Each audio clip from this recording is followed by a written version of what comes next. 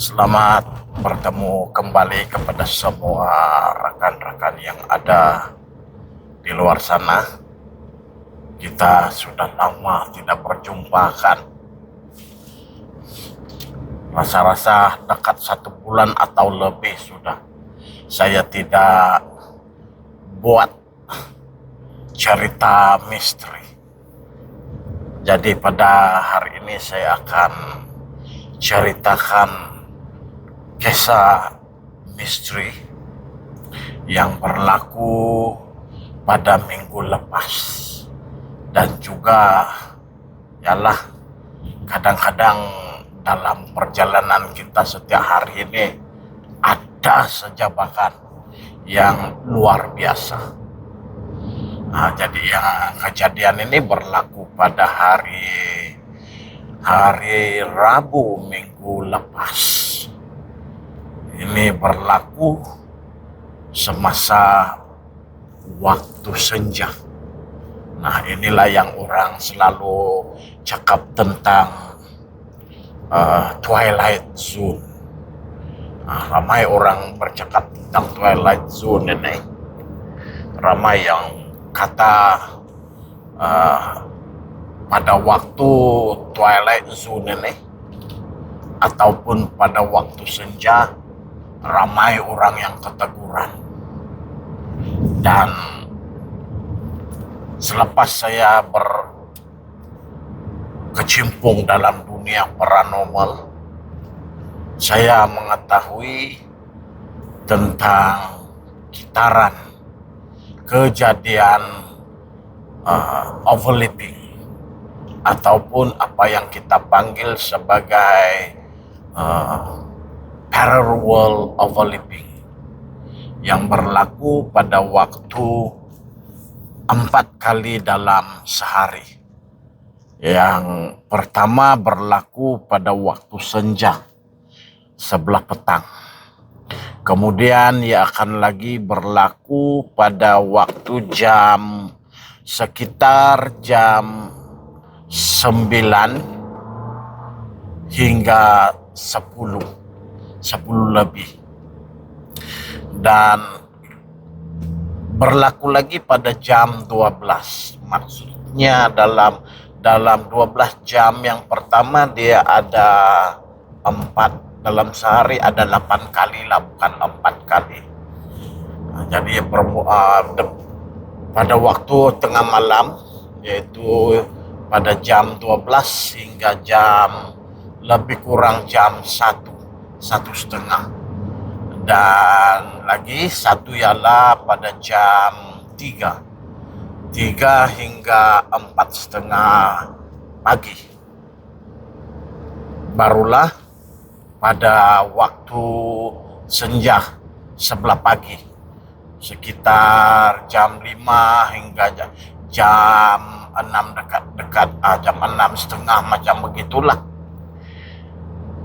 Dan pada sebelah siang, selepas yang pagi akan berlaku lagi satu masa pada jam 9 hingga 10:30, jam 12 hingga 1:30, jam 3 hingga 4:30.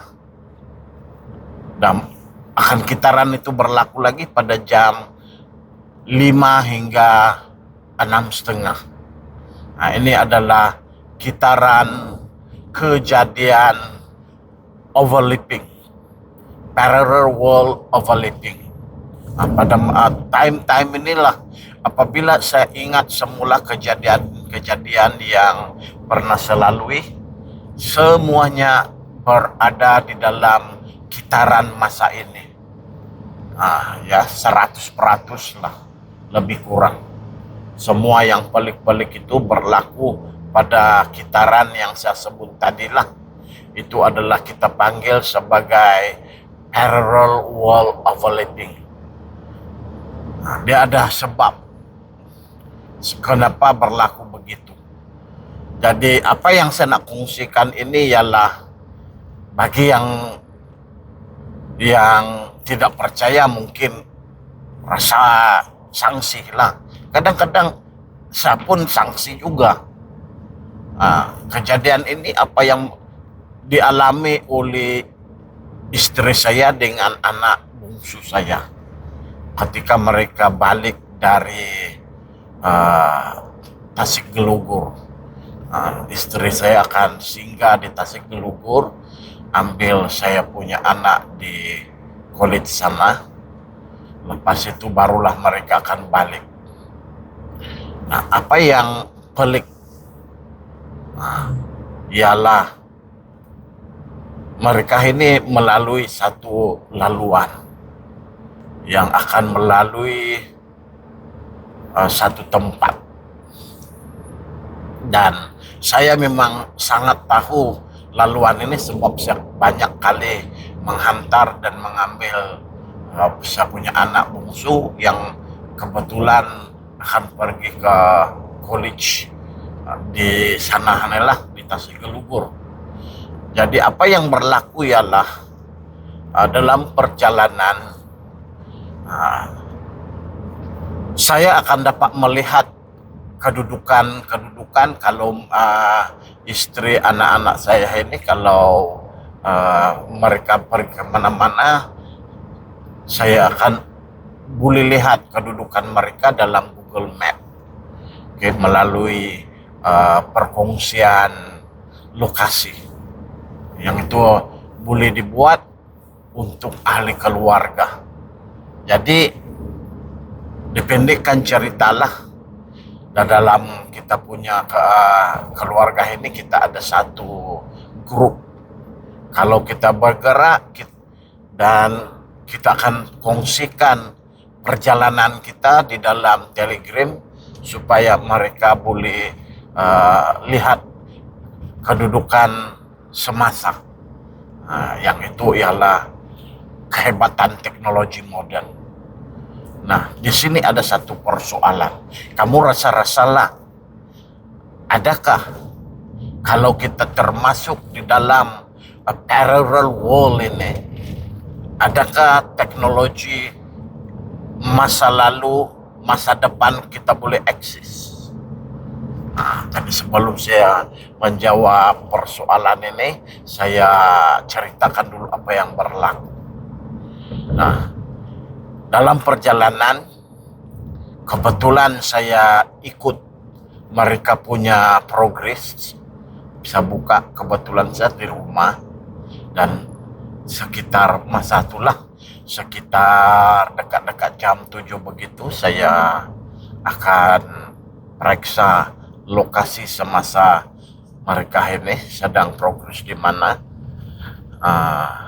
Mereka sebenarnya dalam perjalanan mereka sudah berada di satu kawasan. Di satu kawasan ini. Tetapi pada hari itu saya heran mereka tidak mengikut jalan yang selalu kita guna.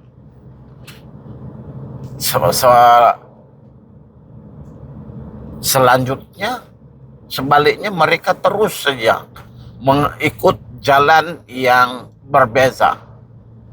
Jadi dalam dalam hati saya, kenapa mereka tidak guna laluan yang biasa digunakan? Sebab kebetulan waktu berhenti itu di situ sebenarnya ada lampu isyarat. Yang menariknya, apabila mereka mula bergerak, dalam hati saya terdetik, kenapa mereka tidak belok ke kanan, tidak belok ke laluan yang sepatutnya yang mereka ikut. Apa yang berlaku di sini? Pada masa itu bila saya coba mencari, tiba-tiba web browser itu snap. Dia snap dan saya refresh balik, mereka sudah bergerak dari tempat itu. Saya berusaha mencari yang laluan itu, tapi tiada. Dia hanya di situ hanya ke ladang kelapa sawit. Jadi selepas saya mencari merata tempat di atas map itu yang laluan menerung ini. Tapi tiada. Dalam hati saya macam mana saya tidak boleh nampak padahal saya biasa tengok map ini. Bukan setakat dia map saya guna, saya load biasanya Google Map saya akan load menggunakan satellite image. Jadi memang akan jelas. Dan apabila saya mula heran, tiba-tiba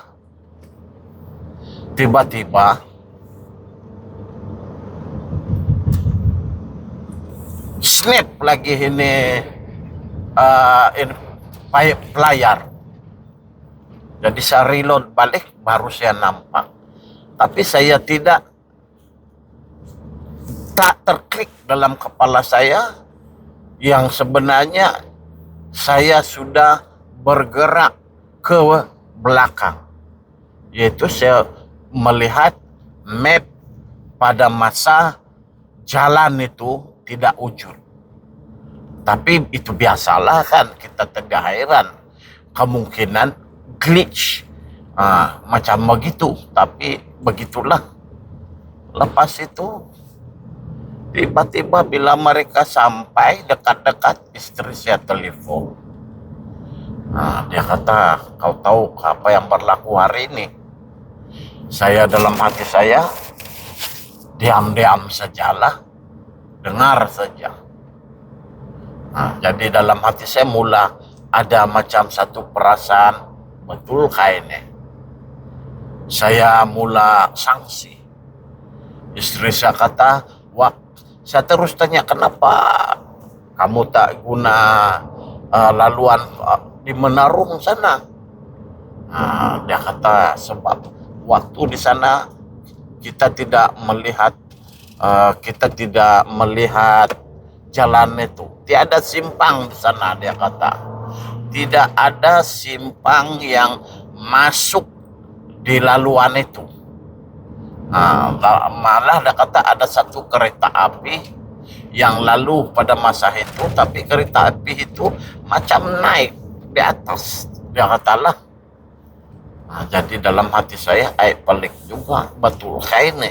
Saya memang, walaupun saya adalah paranormal researcher, tapi saya punya kesangsian memang sangat tinggi. Melebihi 100%. Kalau tiada evidence itu, memang saya tidak percaya. Dan bisa memang tidak begitu percaya.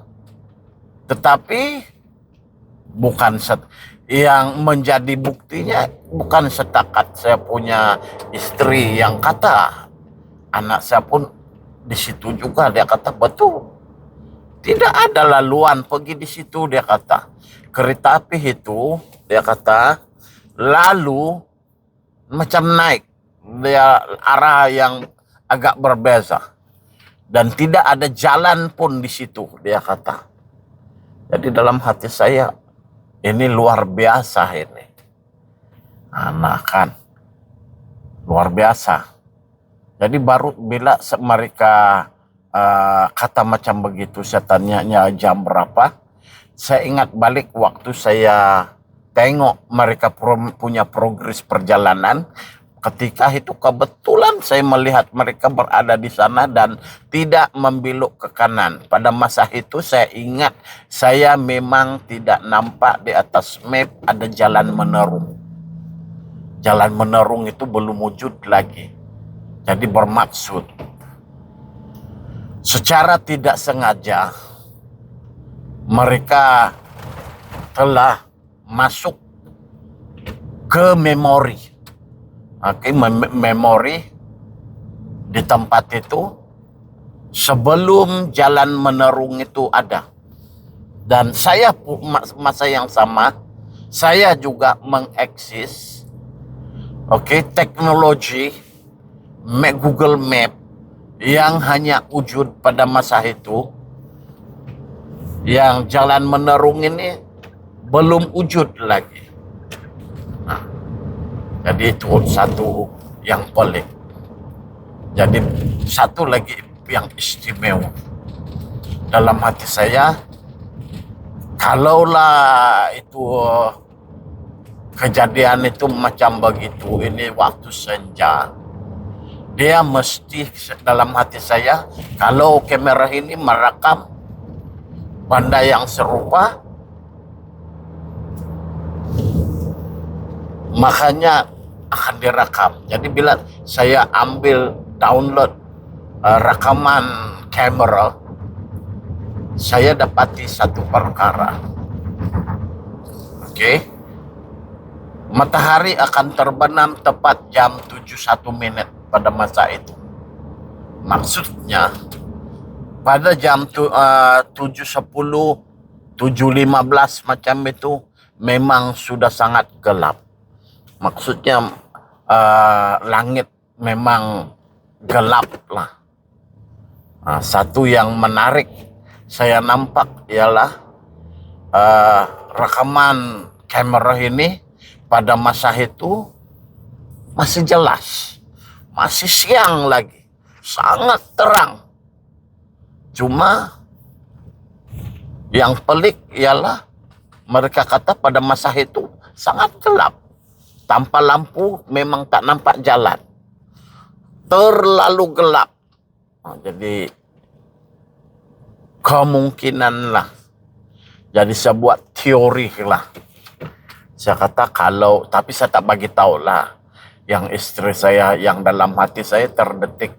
Saya melihat satu kemungkinan kamera ini memaparkan suasana yang berbeza.